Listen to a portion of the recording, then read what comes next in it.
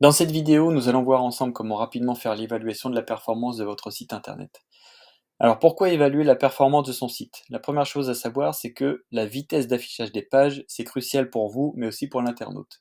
Si une page web met plus de 3 secondes à s'afficher, vous avez toutes les chances pour que le visiteur qui est chez vous décide d'aller voir ailleurs. Donc ça veut dire clairement vous le laissez partir chez vos concurrents. Le deuxième aspect qu'il faut savoir, c'est que Google, depuis mai 2021, il fait attention maintenant à la performance des sites et aussi à l'expérience utilisateur. Autrement dit, si vous avez un concurrent direct dans le même secteur d'activité qui propose une performance web et une expérience utilisateur supérieure à la vôtre, qu'est-ce que va faire Google? Eh ben, il va le mettre en avant dans ses positions de recherche par rapport à vous. Donc concrètement, à moins que votre but soit de faire fuir vos visiteurs, je vous recommande vraiment de réaliser cet audit de performance pour savoir où vous en êtes à l'instant T. Alors, on va aller pour ça sur GTmetrix. C'est une plateforme, qui dispose, d'outils gratuits qui vous permet de tester la performance de votre site et voir ce qui est lent lors du chargement de votre page et qui vous donne des pistes d'amélioration pour rendre votre site plus performant. Donc là, il va falloir renseigner votre adresse au niveau du site internet. Donc moi, je mets mon site de l'agence. Vous le laissez travailler.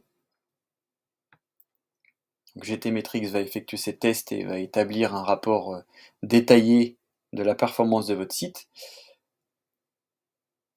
pour ensuite générer un rapport. Avant de continuer, je tenais aussi à vous préciser que le but de cette vidéo, c'est pas rentrer dans le détail de chaque élément, mais de vous donner vraiment une idée globale de là où vous en êtes avec votre site.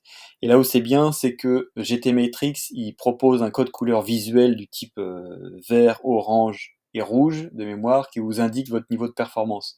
Donc globalement, ce qu'il faut retenir ici, c'est que si vous voyez du rouge, c'est que votre site il n'est pas optimisé comme il le devrait, et en d'autres termes, vous perdez du crédit aux yeux de Google et vous ne favorisez pas l'expérience utilisateur. On peut retourner sur le rapport d'audit qui vient d'être généré. Donc il y a plusieurs indicateurs intéressants ici. Le GT Metrics Grade. Donc ça, c'est une évaluation de la performance globale de votre page. L'aspect performance, c'est la vitesse de chargement de votre page pour vos utilisateurs. Et la structure, c'est comment la page a été construite pour être performante. À droite, vous avez Web Vitals. Ici, ce qui est intéressant à considérer, c'est que c'est un indicateur relatif à l'expérience utilisateur de vos visiteurs, et lui va prendre en compte le temps de chargement perçu, la vitesse d'interactivité et la stabilité visuelle. Donc ça, c'est important aussi. Donc là, vous voyez, tous les indicateurs sont au vert.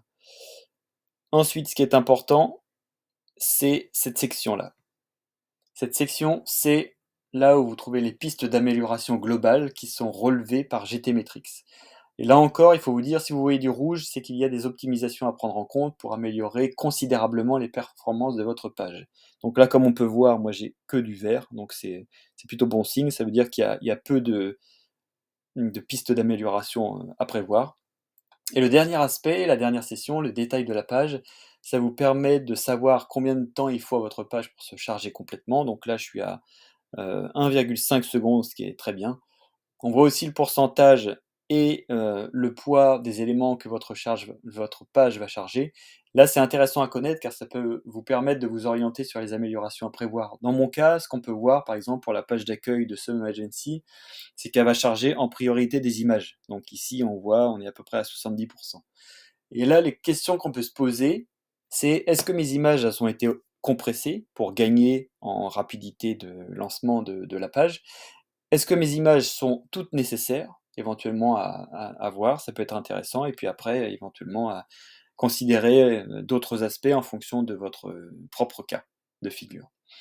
Voilà, donc vous savez à présent et vous avez une idée globale de la performance de votre site internet grâce à ce rapide tour d'horizon. Donc j'espère que la vidéo vous a plu et n'oubliez pas que si vous souhaitez avoir la meilleure expérience utilisateur pour vos visiteurs et gagner des places dans Google, donc en faisant mieux que la concurrence, eh ben c'est nécessaire de commencer à optimiser la performance de votre site dès maintenant.